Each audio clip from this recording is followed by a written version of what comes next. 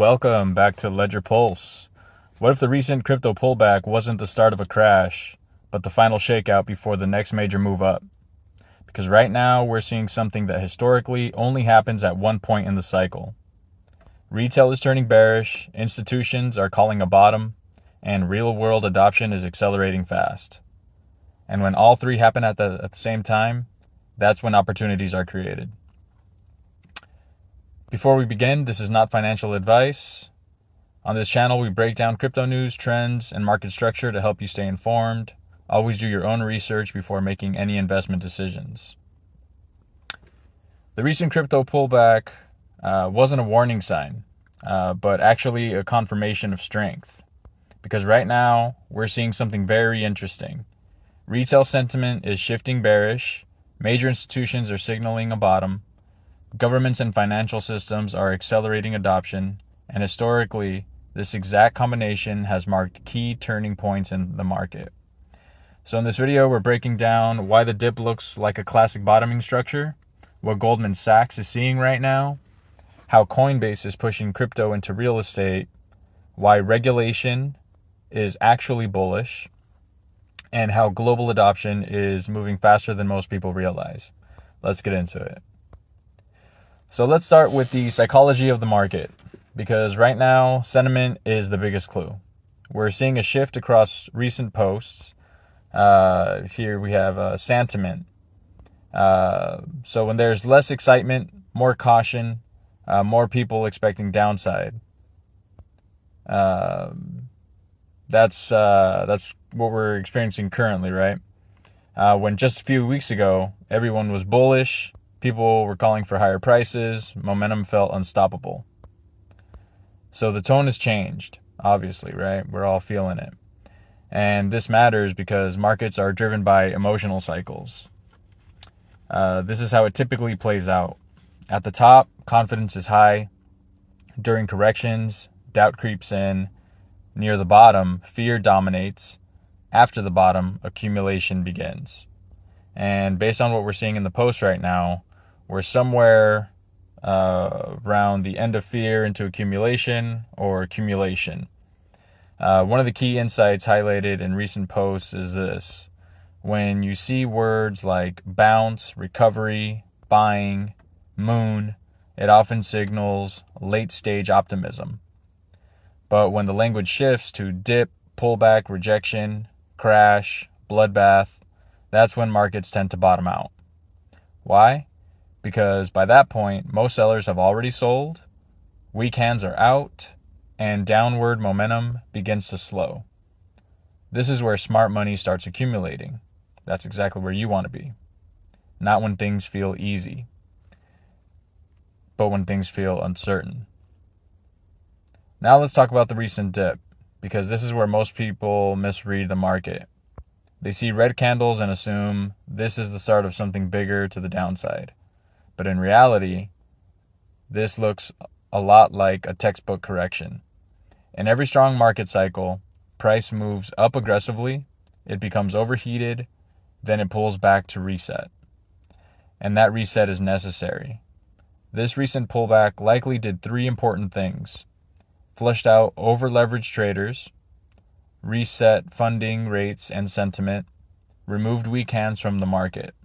And this is critical because strong trends don't continue until excess risk is cleared.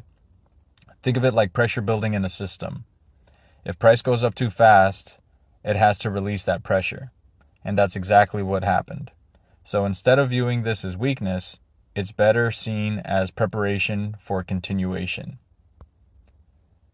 Now this is where things get really interesting because retail sentiment is shaky. Institutions are starting to say something very different. According to recent posts, analysts at Goldman Sachs believe crypto prices may have already bottomed. And this isn't just speculation. It's based on historical data.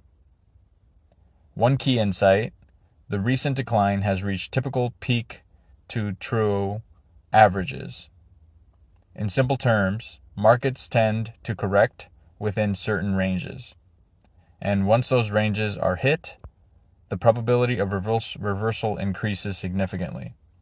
This is how institutions think. They don't react emotionally. They analyze historical cycles, market structure, risk positioning. So when they start suggesting a bottom, it's not random, it's calculated.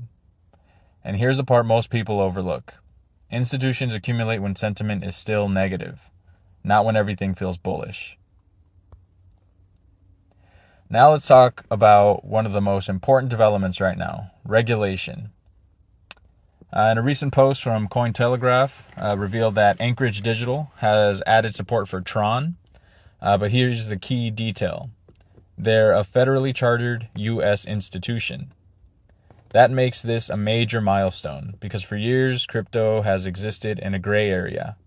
But now, we're seeing regulated institutions integrating blockchain networks, assets entering compliant financial systems, infrastructure being built inside legal frameworks, and this changes everything. Instead of regulation slowing crypto down, it's actually enabling institutional adoption. Because large players need compliance, legal clarity, secure custody. And this move signals that crypto is no longer outside the system.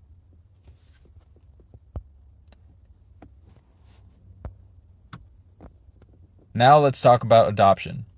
Because while price moves short-term, fundamentals drive long-term growth.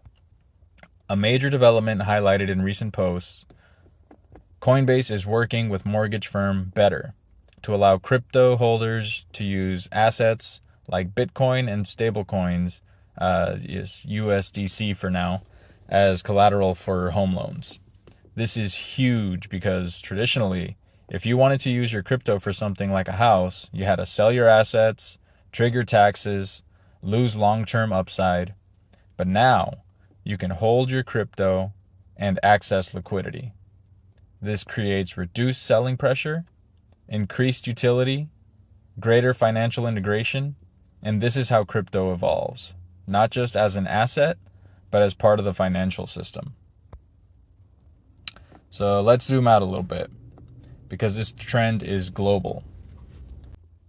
In recent posts, we see Brazil moving toward using seized crypto for public funding, Australia's central bank exploring tokenization with massive projected efficiency gains.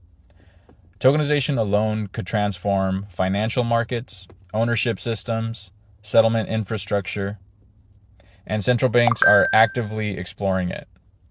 Why? Because blockchain offers speed, transparency, cost efficiency. This isn't experimental anymore. It's strategic adoption. Let's connect all the dots here. Retail sentiment turning bearish, a healthy market correction, institutional bottom signals, regulatory progress, real-world adoption, expanding globally. This is the exact environment where bottoms form, not when things feel amazing, but when things feel uncertain. So here's the big question. Is the bottom already in? No one can time it perfectly, but if history is any guide, this is where smart money starts positioning. If you want to stay ahead of the market instead of reacting late, make sure you hit subscribe and join Ledger Pulse. Please like this video. This channel is all about breaking down real-time crypto news, market psychology, and the signals most people miss, so you can move with the market, not chase it. And if you're early here, you're exactly where you need to be. Thank you, and I'll see you on the next one.